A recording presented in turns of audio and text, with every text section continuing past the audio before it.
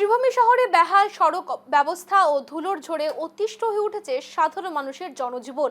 শহরে বিভিন্ন গুরুত্বপূর্ণ সড়কের অবস্থা ক্রমশ খারাপ হয়ে ওঠায় যোগাযোগ ব্যবস্থা চরম ভোগান্তির শিকার হচ্ছেন বাসিন্দারা। স্থানীয়দের অভিযোগ, মাত্র 5 দিন আগে শহরের একটি প্রধান সড়কে পিচ ঢালাইয়ের কাজ সম্পূর্ণ হলেও ইতিমধ্যে সেই পিচ উঠে যেতে শুরু করেছে। তাদের দাবি, সড়ক মেরামতের কাজ অত্যন্ত নিম্নমানের হওয়ায় অল্প সময়ের মধ্যে রাস্তার এই করুণ পরিণতি হয়েছে বলে জানিয়েছেন স্থানীয়রা।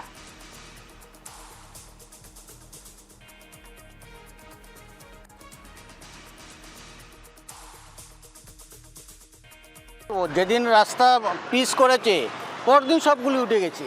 ওটা আমার যতটুকু মনে হয় কন্ট্রাক্টর এবং নেতামন্ত্রীদের সঙ্গে একটা যোগসূত্র আছে, না ওরা কিছু মারছে না।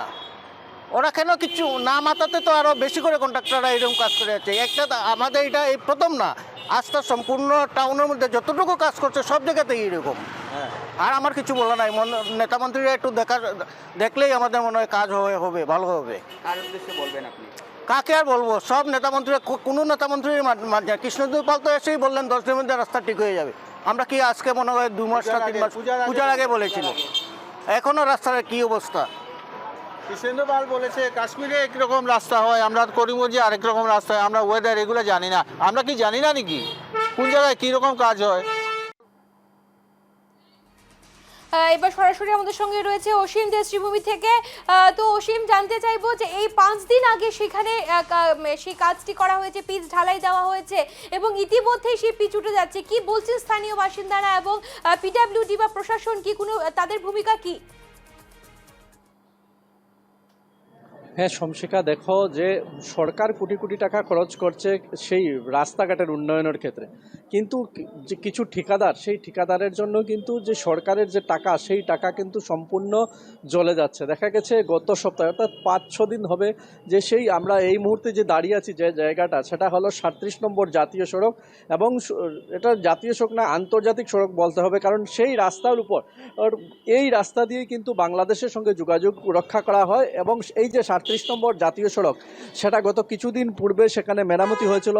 মাত্র প্রায় 30 থেকে 40 মিটার অংশে সেখানে পিচ করা হয়েছিল, এবং তাও পিচ করা হয়েছে সেটা পিচ করা হয়েছিল যেহেতু কেন্দ্রীয় পরিবহন মন্ত্রী অজয় তামতা শ্রীভূমি শহরে এসেছিলেন, এবং উনি আসার আগের দিন উনি যে জায়গাটায় দিয়ে বিজেপি কার্যালয়ে গেছিলেন, সেই যতটুকু অংশ বিজেপি কার্যালয়ে যাওয়ার আগে যতটুকু অংশ ভাঙা ছিল, সেই অতটুকু অংশই কিন্তু সেখানে পিচ করা হয়েছে। এবং সেই পিচের নমুনা দেখাচ্ছে ক্যামেরা পার্সন, যে কিভাবে সেই পিচগুলো উঠে যাচ্ছে। যেহেতু পরের দিন থেকে সেই পিচগুলো উঠে যাচ্ছে। এভাবেই হচ্ছে যে সরকার কোটি কোটি টাকা দিচ্ছে, কিন্তু সেই রাস্তার যে অবস্থা, সেই রাস্তার অবস্থা কিন্তু ভয়াবহ।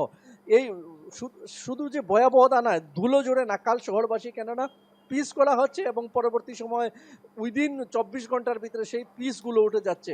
শহরের জনগণ কিন্তু সেই রাস্তা নিয়ে বারবার সরকারের কাছে আবেদন করছেন বা জেলা প্রশাসনের সঙ্গে আলোচনা করছিলেন যে সেই রাস্তার যাতে মেরামতি হয় বা সেখানে যেন কাজের মান যাতে ভালো হয়। কিন্তু দেখা গেছে ঠিকাদারের সংস্থা সেখানে সরকারের বা স্থানীয় নাগরিকদের বা নেতাদের কোনো কথায় কর্ণপাত করেনি। সেখানের যে এই অঞ্চলের যে দোকানপাট আছে, সেগুলো দেখা গেছে যে ধুলোর জোরে নাকাল, তার জন্য ওনারা পলিথিন দিয়ে দোকানের সম্মুখে পর্দা বানিয়ে দিয়েছেন যাতে সেই ধুলার থেকে রক্ষা পাওয়া যায়, বা গ্লাস ডোর লাগিয়েছেন ধুলার থেকে রক্ষা পাওয়ার জন্য, যাতে বিভিন্ন ধরনের অসুখ বিসুখ না হয়। কিন্তু এখানে আমরা দেখতে পাচ্ছি যে সরকারের কোটি কোটি টাকা যদিও আবন্টন করছে, কিন্তু একাংশ ঠিকাদার, এই ঠিকাদারের কারণে বর্তমান শহরবাসী নাজেহাল। এবং শহরের প্রায় প্রতিটি রাস্তায়, শহরের যে মুখ্য যে রাস্তা যেগুলো ন্যাশনাল হাইওয়ে, সেই ন্যাশনাল হাইওয়ে কিন্তু জরাজীর্ণ অবস্থা, ভয়াবহ অবস্থা সেখানে।